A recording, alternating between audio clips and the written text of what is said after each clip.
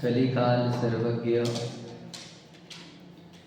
भगवत कुंद कुंद देव द्वारा रचित समय सार परमागम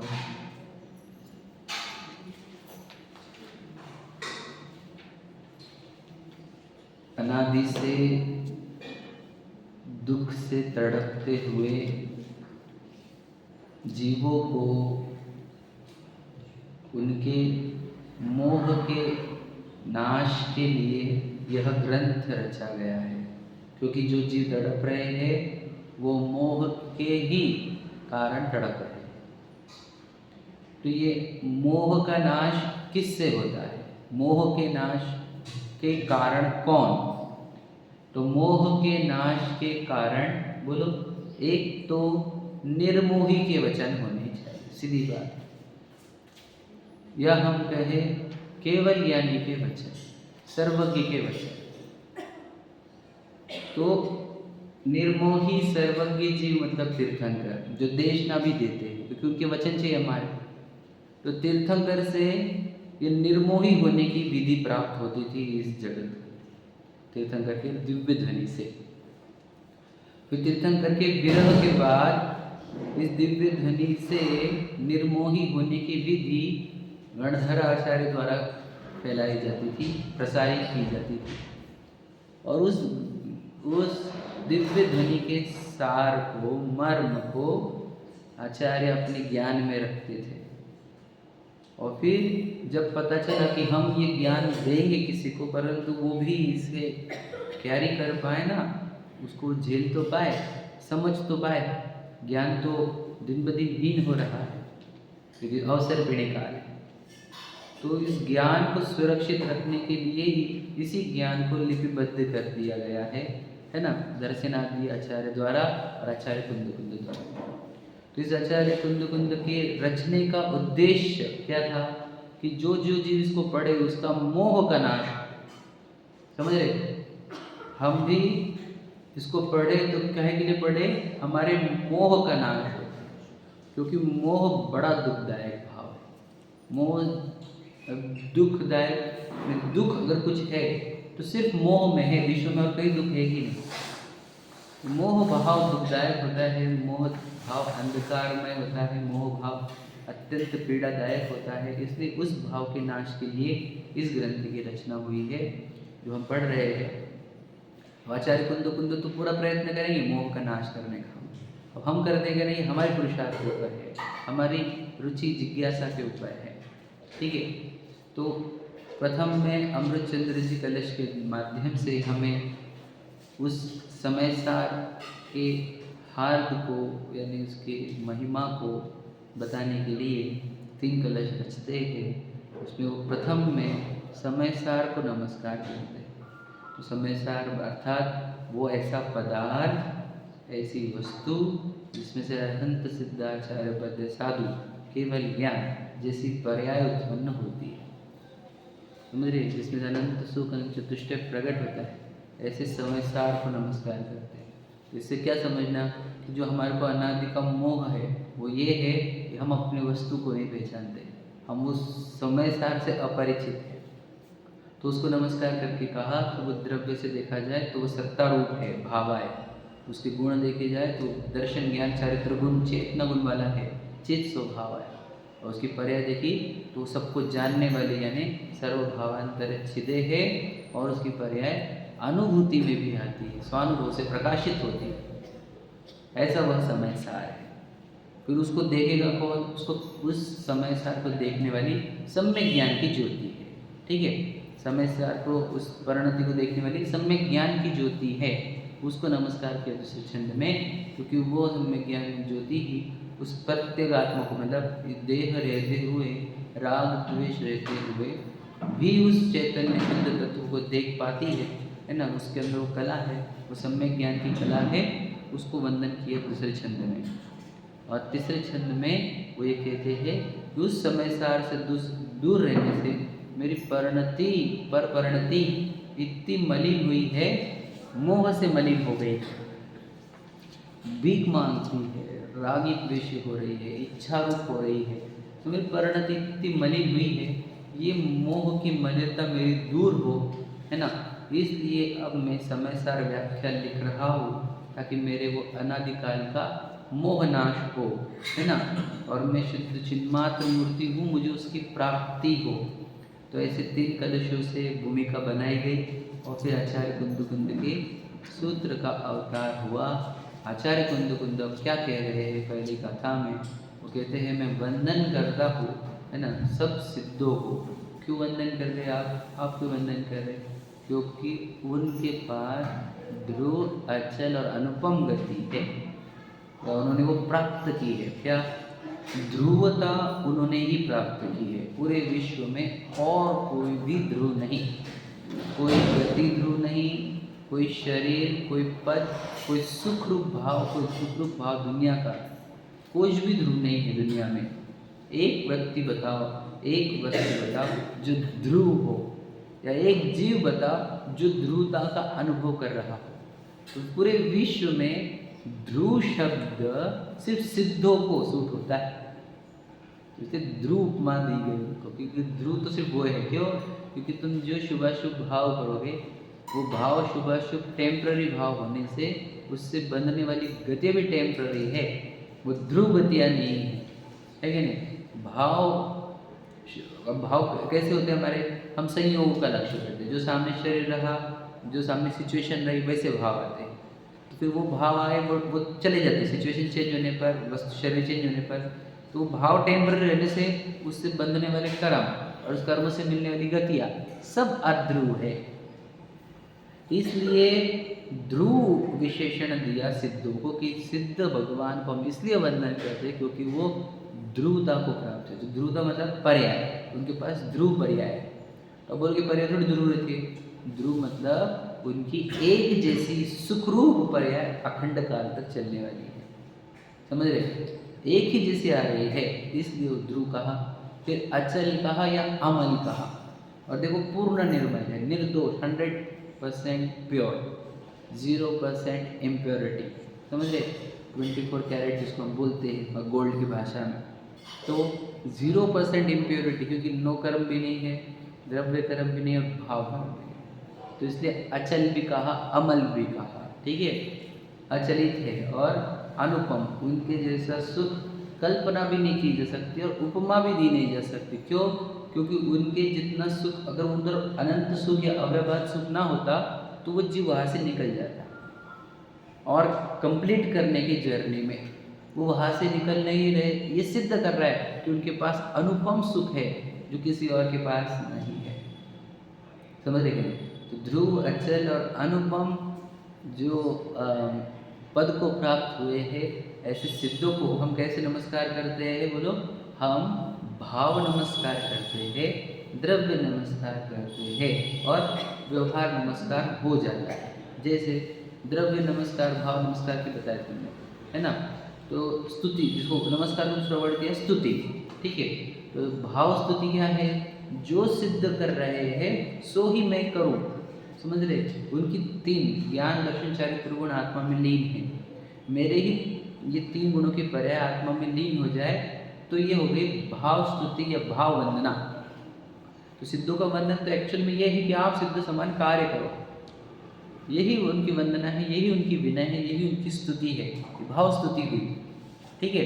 और द्रव्य स्तुति क्या है? कि उनके गुणों का अनुराग हो जाए। क्या?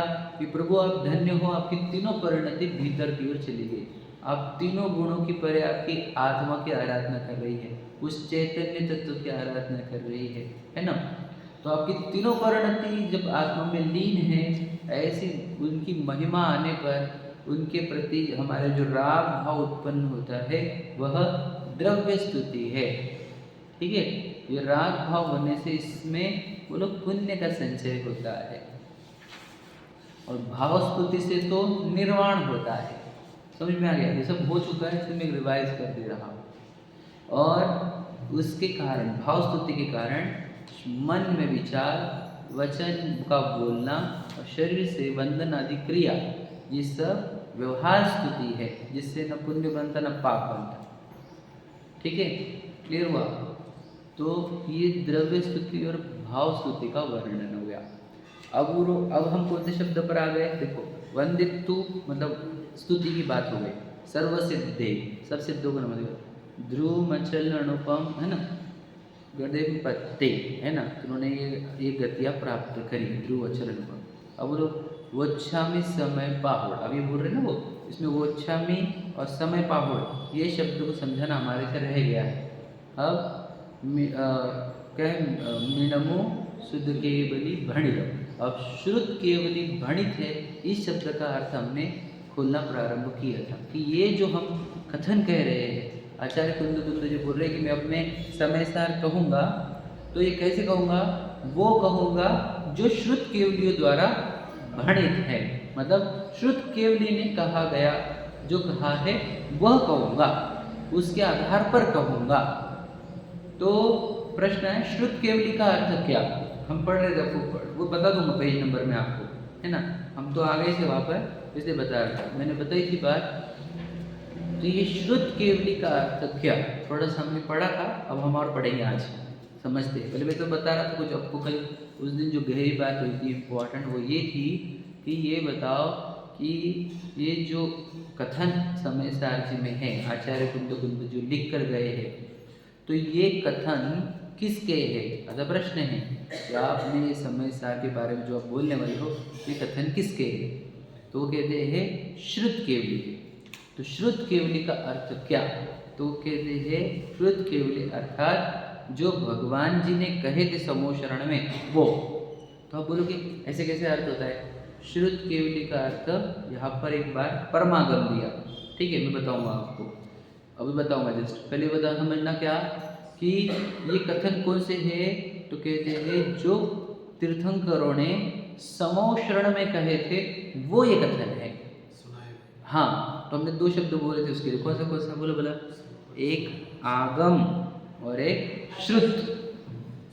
समझ में? आगम शब्द का अर्थ क्या बोला था हमने, याद है किसी को? आगम बोलो, आया हुआ, ये आया हुआ है, समझ रहे? आगम, आप अगर एयरपोर्ट पे जाओगे तो एक डिपार्चर रहता है, डिपार्चर, उसको क्या बोलते बोलो बता?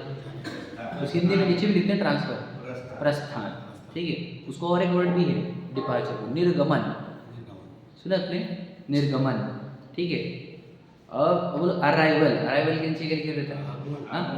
आगमन, वहाँ पर भी आगम है, बताओ समझ रहे? तो आगमन बताया था ना, मेरे को तो पता भी नहीं था, मैं तो सिर्फ शब्द के अक्षर के ऊपर थोड़ा लॉजिक लगाया कि आगम शब्द ऐसा क्यों है, और मैंने तो उस दिन बिना लॉजिक लगाए मैंने बोल दिया, मतलब बिना कोई रेफरेंस लिए कि ये आगम शब्द का अर्थ ये होना चाहिए कि आया हुआ। फिर बाद में मैंने रिसर्च किया, फिर बोला आगमन शब्द तो लिखा ही है सब जगह पर, आगमन का अर्थ तो यही होता है आना,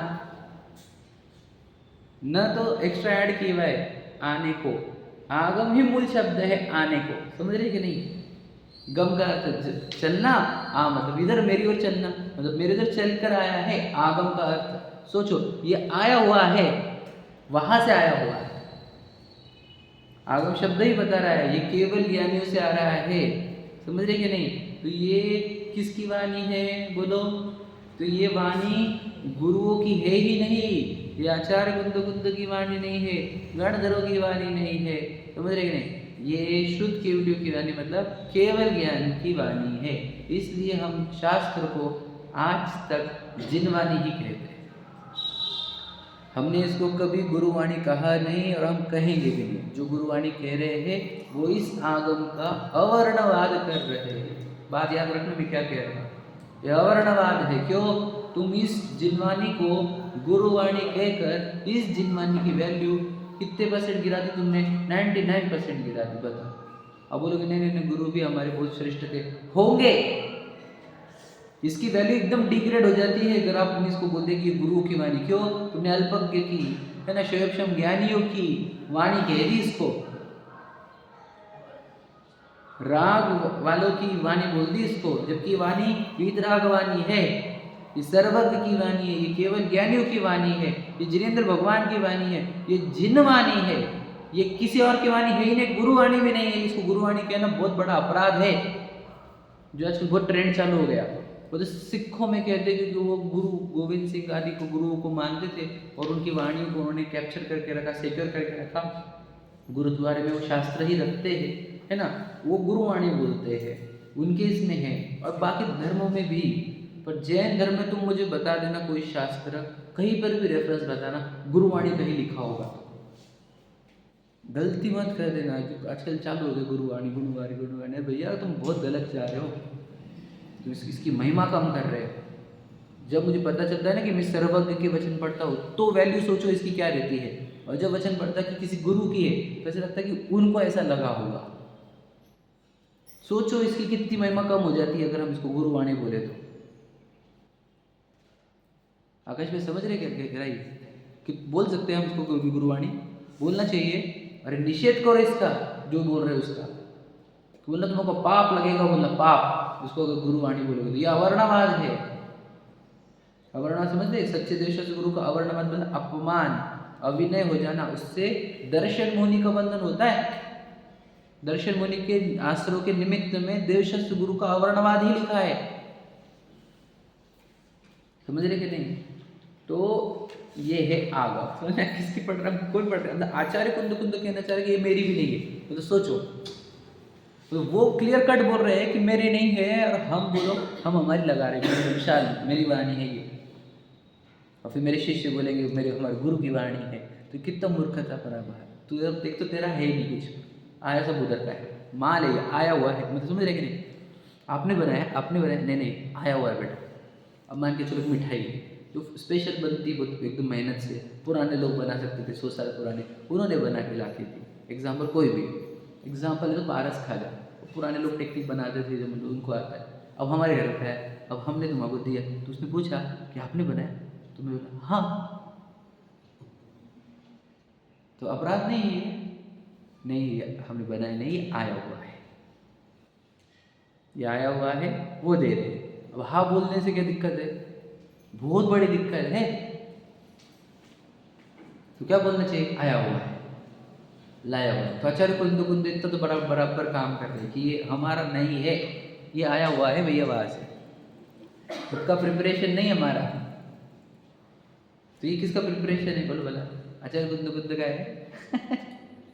सोचो क्लियर, मतलब क्या बोलूं, एक शब्द पे अटक गया हूं मैं। क्या कि तुम वो जो बोल रहे हैं श्रुत केवली भणितम, तो तुम्हें ये समझ नहीं देते आचार्य कुंद कुंद के।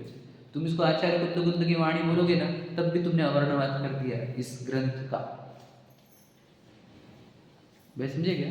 समझो समझदार जो कोई समझदार, किसकी वाणी? आचार्य कुंद कुंद की वाणी। अगर तुम ये बोल रहे हो, समझ लेना, अगर उसको हम कुंद कुंद वाणी बोले समझदार को, तो याद रखना ये तो कुंद कुंद को भी गवारा नहीं है, कुंद कुंद को भी स्वीकार नहीं है कि तुम इसको मेरी वाणी कैसे कह रहे हो। मैं जब पहली गाथा में लिख दिया हूँ ये श्रुत केवली द्वारा कही गई हुई है, तुम इसको मेरी वाणी कैसे कह रहे? और उन्होंने कितनी जगह पे भणितम भणितम कितने बार आया, पूछो। भणितम मतलब ऐसा कहा गया हुआ है, ऐसा कहा गया हुआ है, ऐसा कहा गया हुआ है। तो स्पष्ट बोल रहे हो ये मेरा नहीं है, ये सच में किसी का नहीं है। वैसे मंगलाचरण में अथ प्रथम ग्रंथ कर्ता श्री जिनवर देवा है ना, सर्वज्ञ देवा, प्रतिगणधर देवा है ना, परंपराचार्य गुरुवे नमः, तो ये सब उनका है, ये ही नहीं मेरा। अस्य मूल ग्रंथ करता रह श्री सर्वज्ञ देवा। देखो उसमें क्लियर कट है ये, इस ग्रंथ के मूल कर्तार कौन है? सर्वज्ञ देव, फिर गणधर देव, फिर आचार्य कुंद कुंद का नाम आएगा अगर समझदार जी कहना है तो सोचो आचार्य कुंद कुंद की वाणी नहीं है और तुम अभी के लोगों की किसी की वाणी बोल रहे हो, उसको ये गलत है, ये अपराध है ये। तो कोई समझता नहीं इसका, क्योंकि भावना के आवेश में है सब, है ना, विवेक की हानि है। तो आगम शब्द का अर्थ बता देंगे आगम। दूसरा श्रुत, श्रुत का अर्थ बोलो ये सुनी हुई है, वहां पर सुनकर आई हुई है।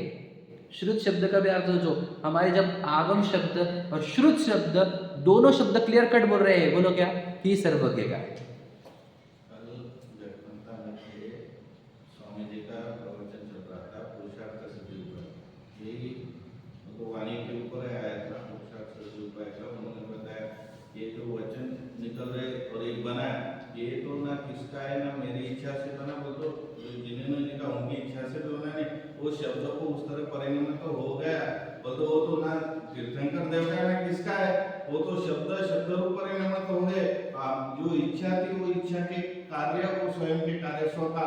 स्वकाल में परकाल में ये सब चल रहा था, तो उसमें ये वाणी का भी आया था। ये शब्द वो तो रचना भी नहीं हुई, वो तो शब्द शब्द रूप है बराबर। ये इसका कोई करता ही नहीं, कुछ भी नहीं, ठीक स्वकाल है, में काम बिल्कुल सही, एकदम सही जो बोल रहे हैं ना। अब मैं आपको ये लाइन एज इट इज पढ़ा के दिखाऊंगा यहाँ पर, जो आप बोल रहे हैं ना वही लाइन, और मैं बोली भी थी उस दिन।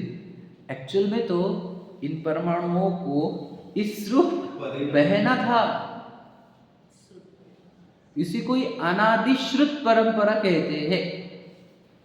तो लिखा हुआ है, मैं बताऊंगा आपको, और उस दिन पढ़ी भी थी मैंने, तो आखिरी में पढ़ी थी, बताने बाकी थी, बताऊंगा मैं क्या। ये तो परमाणुओं को इन वाणी रूप, इन वचन रूप, समझ रहे कि नहीं, इन किताब रूप परिणाम न था, उसमें निमित्त तीर्थंकर रूपायण करते, तो ये तो अनादिश्रुत प्रवाह है।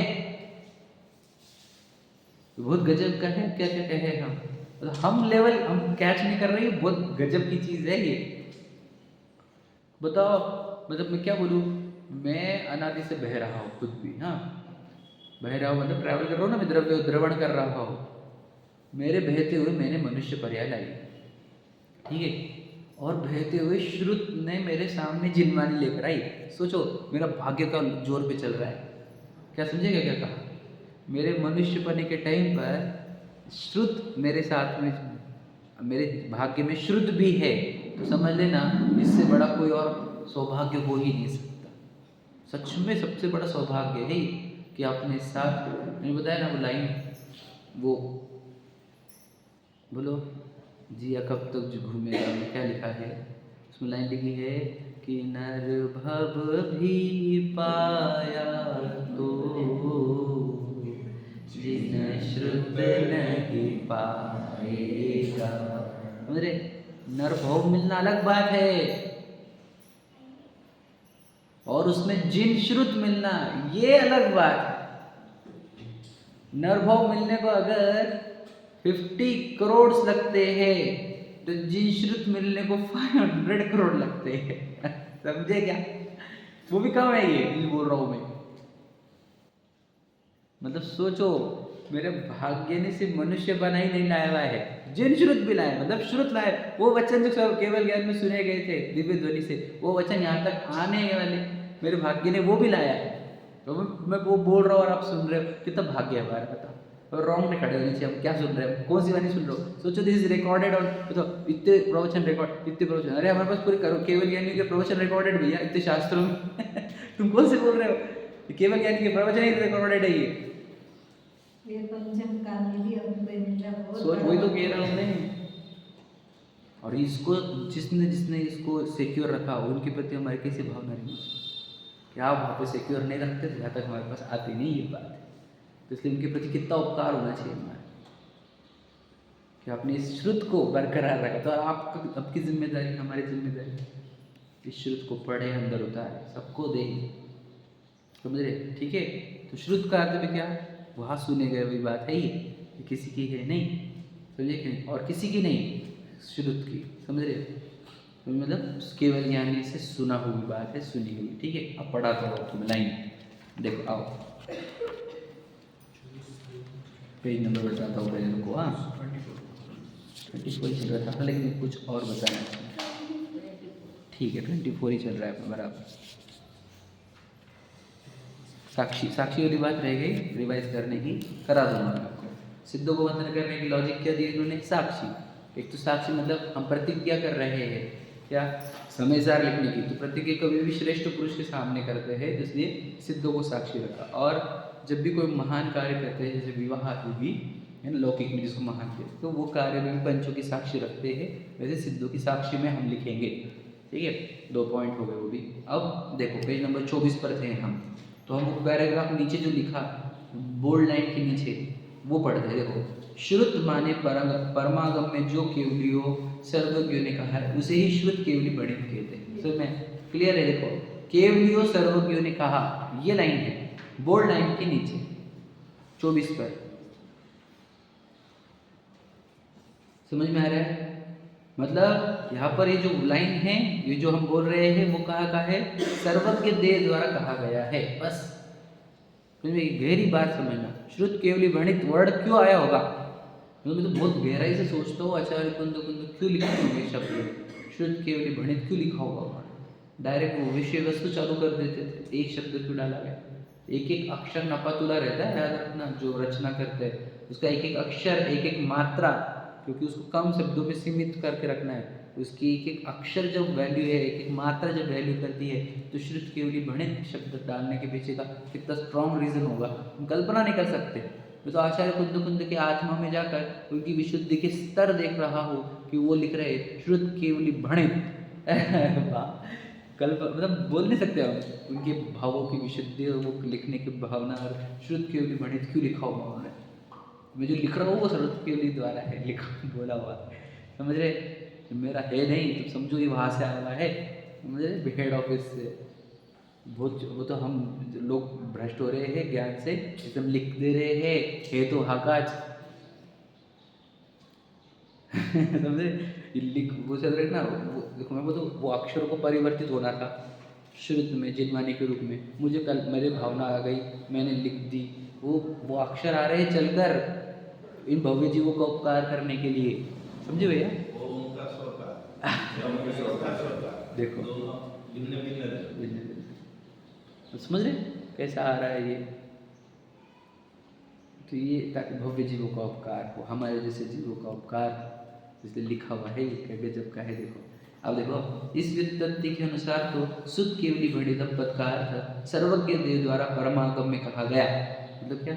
जो सर्वज्ञ देव ने परमागम में कहा है वो कह रहा हूँ। अब देखो मैं पूछा भी था, आगम कब से चालू है, कब से आगम है? बोलो भला। अनादि से। हमको क्या लगता है कि जब रसनाचार्य जी ने और कुंद कुंदाचार्य ने लिखा वहाँ से आगम है, क्योंकि हमने आगम को क्या पकड़ा है? जिनवानी। आगम का अर्थ है आया हुआ तो आप समझ रहे हैं, तो उसके पहले भी आगम था। आगम से वहाँ से चालू नहीं हुआ है, वहाँ से आगम की लिपि आई है, आगम को लिपि में कन्वर्ट किया गया है। आगम पहले भी था, आगम बाद में भी रहने वाला है। ये तो लिपिबद्ध आगम है, लिपि में गया हुआ, समझे कि नहीं? नहीं तो आगम तो हमेशा से था, समझे? अनादि है वो। देखो दूसरे अर्थ क्या है? सभी गणधर द्वादशांग के पाठी होते हैं, अतः उन्हें भी श्रुत केवली कहते हैं। क्यों?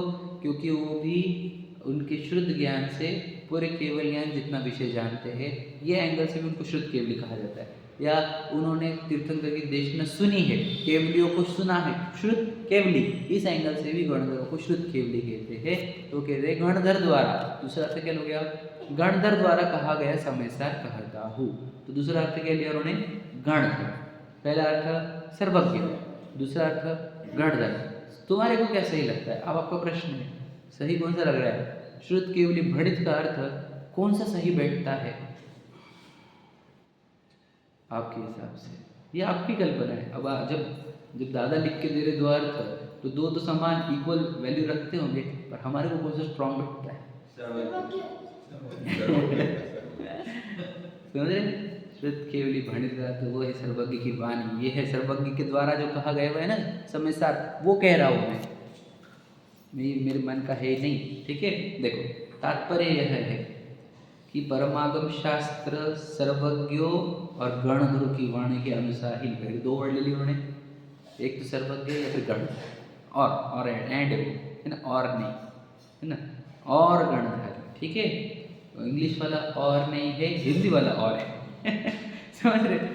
इंग्लिश वाला और पकड़ोगे तो गड़बड़ हो जाएगी। सर्वज्ञ देव और गणधर देव की वाणी नहीं है, सर्वज्ञ देव और डबल ओ है ना, और गणधर देव द्वारा लिखी हुई वाणी है।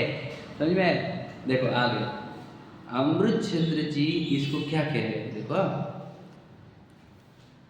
वो नीचे पैराग्राफ में, सर्व पदार्थों को साक्षात जानने वाले केवली द्वारा प्रणीत। देखो वर्ड क्या है? अनादि निधन शुद्ध प्रवाह द्वारा। देखो लिखा ना, शुद्ध द्वारा प्रकट। देखो वर्ड क्या है?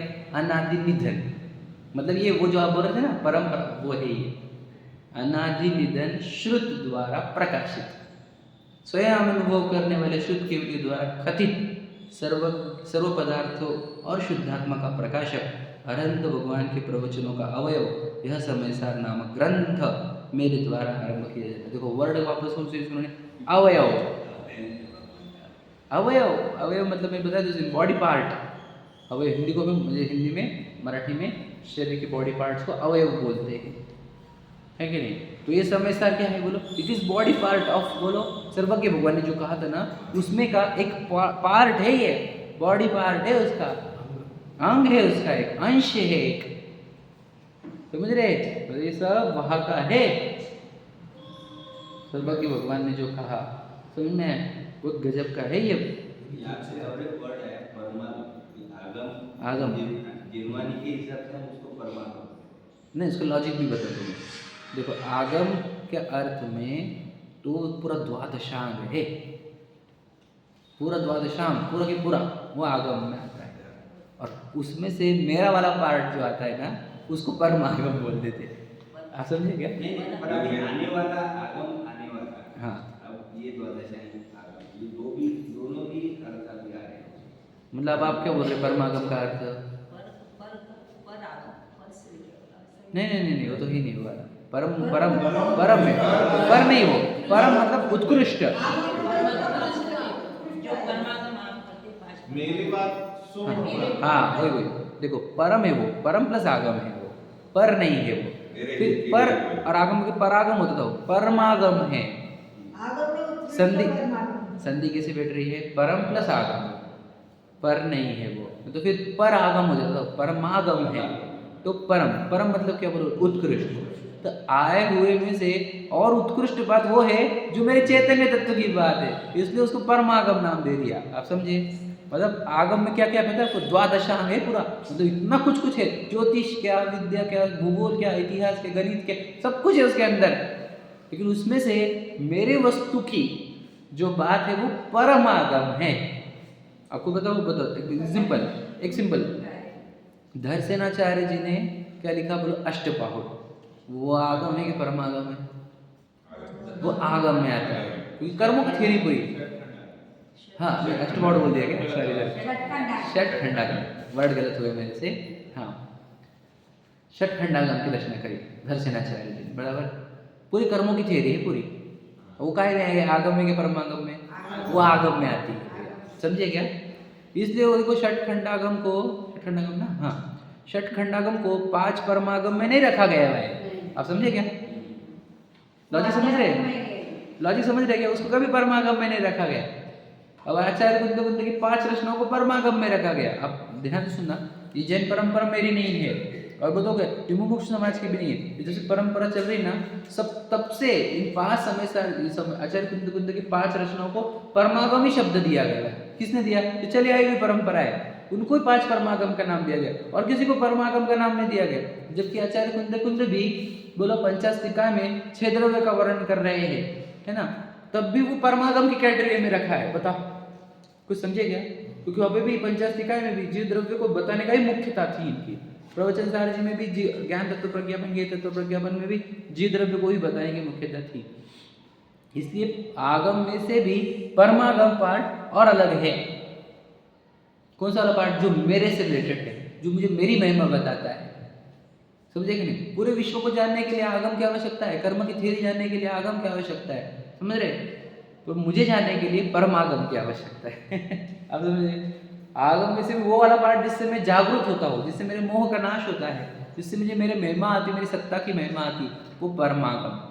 क्लियर हुआ क्या? अगम लिख रहे क्या आराम? हाँ, सब 5 परमागम, समय सार, नियम सार, प्रवचन सार, अष्टपाहुड़ और पंचास्तिकाय संग्रह, ये सब मिला करके 5 परमागम होते हैं। आगम और परमागम का अर्थ समझा आपको? अब है क्लियर हुआ क्या? हाँ, तो अब देखो क्या कह रहे हैं कि ये समयसार ग्रंथ जो है वो केवल ज्ञान में कहे हुए पूरे द्वादशांग का जो कथन आया था उसमें का एक अंग है। अब इसको अंग मतलब छोटा सा अंश, अब हमने बोला भी 10 दिन कि अंश क्यों कह रहे?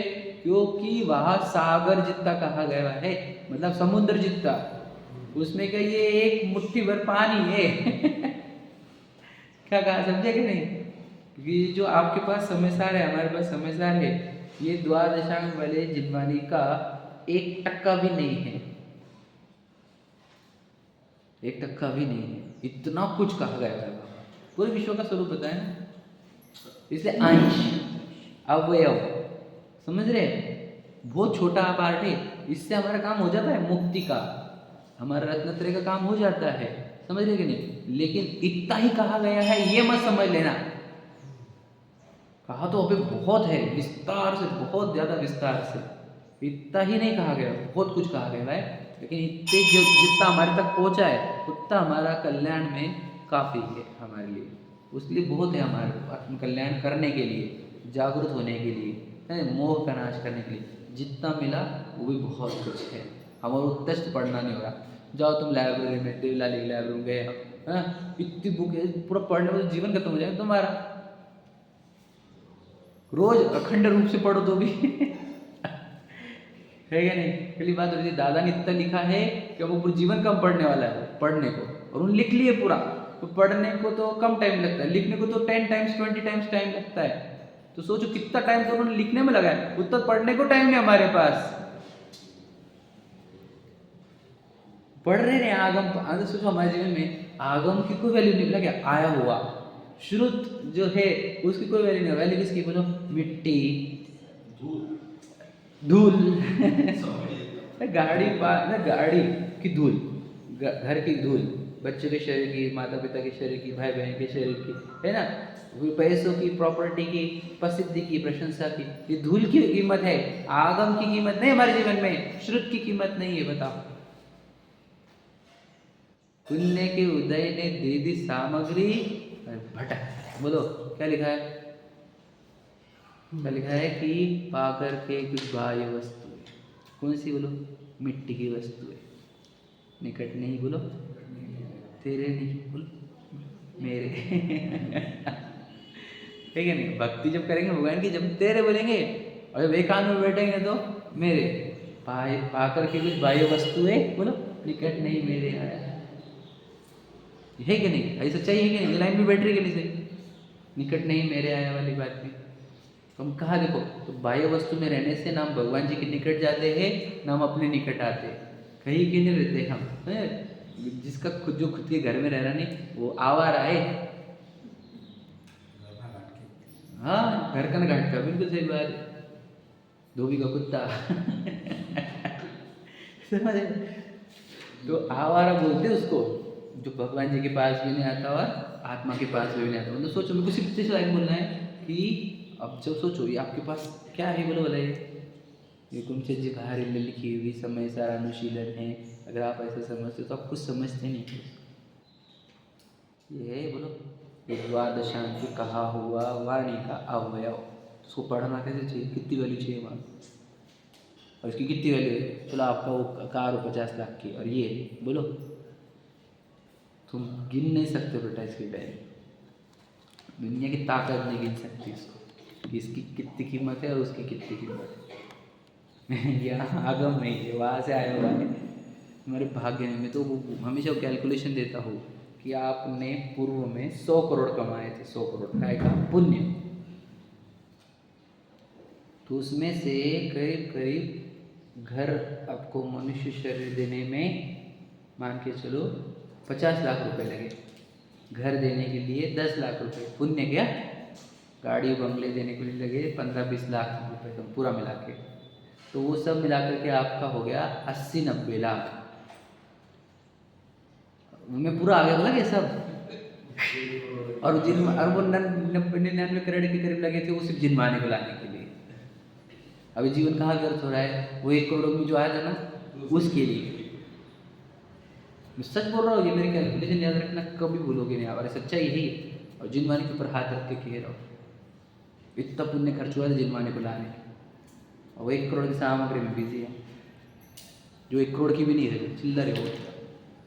और 99 करोड़ से प्राप्त की हुई शुद्ध ये आगम, इसके लिए समझ नहीं हमारे बहुत जबरदस्त, हम बहुत बड़ी मिस्टेक कर रहे हैं, हम ब्लंडर कर रहे हैं, याद रखना इस बार। ये अवसर खोने योग्य नहीं, चूकने योग्य नहीं, समझ रहे कि यहाँ से गए तो कहाँ जाएंगे, मतलब पढ़ना हमने पढ़े थे, मोक्ष मार्ग का सेक्शन में बताया था हमारे को, वही देखो पढ़ो कैसे लाइन, कहाँ जाएंगे हम, वापस जाना है हमारे को। ठीक है, देखो एक लाइन पढ़ लेते, कंप्लीट कर लेते। शुद्ध केवली शब्द में आचार्य जैसे ने केवल अकेले गणधर देव लिए, ठीक है, अकेले गणधर देव, लेकिन जबकि अमृतचंद्र जी इसमें को सब ले रहे क्या, भद्रबाहु तक पूरी परंपरा ली है अमृतचंद्र जी ने। ठीक है, तो लाइन आखिर की लाइन पढ़ो सेकंड। उक्त संपूर्ण कथन ग्रंथ की प्रामाणिकता को स्पष्ट करने के लिए ही कहा गया। क्या, श्रुत केवली भणित कहकर उन्होंने क्लियर बोल दिया, डाउट मत करना इस ग्रंथ पर डाउट मत करना, क्योंकि ये मेरा लिखा हुआ नहीं है। जब एकदम सिंपल देखो भैया, यहाँ पर वो बताने वाले क्या है कि अपन चैतन्य भगवान है, बताने पर अब ये मुझे क्या लगेगा, आचार्य कुंद को कल्पना हो गई तो उन्होंने बोल दिया कि मैं आत्मा हूँ, मैं एक्चुअली में आत्मा हूँ, मुझे तो क्लियर दिख रहा है मैं शरीर हूँ, विशाल हूँ, समझ रहे। तो आचार्य कुंद को कल्पना हो गई होगी, तो इसलिए मुझे वो श्योरिटी, वो कन्फर्मनेस, वो दृढ़ता आ ही नहीं रही है कि मैं आत्मा हूँ, क्योंकि मुझे मेरे दिमाग में क्या बैठ रहा है कि आचार्य कुंद वो भी छद्मस्त थे, अल्पज्ञानी थे, है ना, उनको भी एक संजोलन कषाय का राग था, इसलिए उन्होंने बोल दिया होगा। तो वो जो दृढ़ता आनी चाहिए कि यहाँ पर जो लिखा है वो 100% सत्य है, इसके लिए वो ये कह रहे हैं कि भैया ये मेरा है नहीं, तुम ये मेरा पढ़कर सुनोगे ना तो फिर समझे, मेरा समझ कर सुनोगे तो तुम अब वो दृढ़ता नहीं आएगी मेरे कथनों में, इसलिए बोल रहे हो ये सब श्रुत केवली द्वारा बने थे। वो इस कथन को दृढ़ता देने के लिए बोल रहे मेरा है नहीं, प्रामाणिकता सिद्ध कर रहे हैं इसकी, इसलिए जो बोल रहा है वो चुपचाप सुने, सर्वज्ञ होगा ने कहा, केवल ज्ञानी ने। तो तू घर पे जो माँ बाप की सुनता है वो केवल ज्ञानी है, वो बोलते बेटा पैसे लगेंगे, बेटा ये लगेगा वो लगेगा, उनकी बात तो बड़ी समझ में आ रही तुझे, है वो अल्पज्ञानी रागी द्वेषी मोही, उन जीवों की बातें में तो आ जाता, और यहाँ पे सर्वज्ञ भगवान की बात में नहीं समझ रहा तू, है कि नहीं। देखो आचार्य कहते हैं कि मैं अपनी ओर से कुछ कहने वाला नहीं हूँ, देखो क्लियर है ये, मेरे ओर से तो मैं कुछ नहीं बोला, मतलब इसमें अपना कुछ है ही नहीं, जो कहा था वो बोलूंगा। इस समस्या में मैं जो कुछ कहूंगा वो सब वस्तु स्वरूप के अनुरूप तो होगा ही, सर्वज्ञ परमात्मा की दिव्य ध्वनि के अनुसार ही होगा, गणधेनुद्वय द्वारा रचित द्वादशांग के अनुसार ही होगा, शुद्धात्मा और संपूर्ण पदार्थों के सही स्वरूप को प्रकाशित करने वाला ही होगा। समझ में आ गया, ये कितना गजब का है ये, है ना, इसकी महिमा समझो। हम तो लिख कर गए सर्वज्ञ की वाणी, हमारे पास समय नहीं भैया, चलो अब घर पे, है ना भैया, बहुत लेट हो गई, एक्स्ट्रा टाइम ले लिया तुमने, हमको जान दो, बहुत इंपॉर्टेंट काम रहते घर पे, तुम्हारा क्या है, तुम्हारा पंडितों को तो कुछ काम रहते हैं, जो बोलते हैं इनको तो क्या है वही काम है, आप लोग को दुनिया भर के काम है क्या नहीं। जाओ जाओ जाओ, बहुत कर्म बांध दो, निगोद की तैयारी करो बेटा, जाना नहीं है क्या नहीं, कर्म लेके जाने पड़ेंगे ना निगोद को बहुत सारे, तो जाओ तैयारी करो। ऐसा मैं खुद को भी बोल रहा हूँ, ठीक है, ऐसा सबके लिए नहीं बोलना कि बहुत महान चीज़ मिली हमारे। चलो सहजानंद